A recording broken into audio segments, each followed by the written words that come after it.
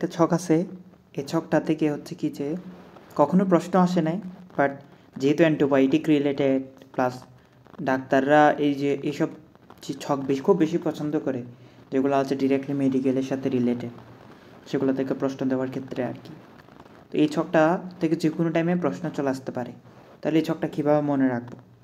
তো আমরা কি করব, আমরা হচ্ছে গিয়ে ছকটা একটু টেকনিক্যালি পড়বো। যদিও এগুলা বিস্তারিত পড়বা, যদি কেউ মেডিকেল আসো ইনশাল্লাহ তোমরা মেডিসিন ডিপার্টমেন্টে যাওয়া, থার্ড ফোর্থের এদিকে আছে, এদিকে যাওয়া হচ্ছে ইনশাল্লাহ পড়বা। দেখো, টেট্রাসাইক্লিন যে অ্যান্টিবায়োটিকটা আছে সেটা হচ্ছে কি তোমার কি করে, তোমার এখানে লাগবে হচ্ছে কি যে কোন অ্যান্টিবায়োটিকের কাজ কী, এটাই তোমার জাস্ট জানা লাগবে। তো এটা মনে রাখার জন্য তুমি মনে রাখবে টেট্রাসাইক্লিন নামে কি আছে, সাইক্লিন আছে। দন্তি সফর সাইক্লিন, দন্তি সফর সংযুক্তিতে বাধা দেয়। তুমি দেখো রাইবোজোমে টি এর সংযুক্তি পর্যায়ে বাধা দেয়, ঠিক আছে, সংযুক্তি, তাহলে সাইক্লিন সংযুক্তিতে বাধা দেয়, ঠিক আছে, শেষ। নাম আছে কি স্টেপটোমাইসিন, স্টেপ আছে, একটা প্রক্রিয়া শুরু করার জন্য অনেকগুলো ধাপ ফলো করতে হয়, সে ধাপগুলোকে বলে স্টেপ।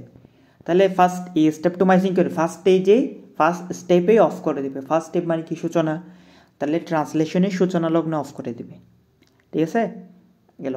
এবার নিওমাইসিন মানে কি, নিউ আসেন শুরুতে আছে কি, নিউ মানে হচ্ছে নতুন, তাহলে সে নতুন অন্তবিক্রিয়া, দেখো আন্তবিক্রিয়া নামে কি আছে, নতুন বিক্রিয়া বলবো আমরা, ঠিক আছে, নতুন ফর নিউ বিক্রিয়া, দেখো আন্তবিক্রিয়া বাধা দিবে, ঠিক আছে। দেখো এরপর আছে কি যে ইরিথ্রোমাইসিন, আমরা মনে করি ইরি চলো মানে একজন মানুষ আছে, সে মানুষটার নাম ধরো কি, তার নাম হচ্ছে ইরি, তুমি তারা বলতেছো ইরি চলো, ঠিক আছে। তবু দেখো এমআরএনএ চলনে বাধা দেয়। আর যেটা আছে ক্লোরোমাইসিন, অবশ্যই এটা কী করবে, পেপটাইড বন্ধনের সৃষ্টিতে বাধা দিবে। এখন তুমি এখানে হয়তো মানে একটা জিনিস জায়গায় যে প্যাচ লাগাইতে পারো যে নিওমাইসিনের ক্ষেত্রে কিন্তু দেখো নিউ বিক্রিয়া, নিউ বন্ধন সৃষ্টি না কিন্তু, আর ক্লোরোমাইসিনে পেপটাইড বন্ধন সৃষ্টিতে কী করে, বাধা দেয়, বুঝছো। এটা দিয়েও তুমি চাইলে মনে রাখতে পারো।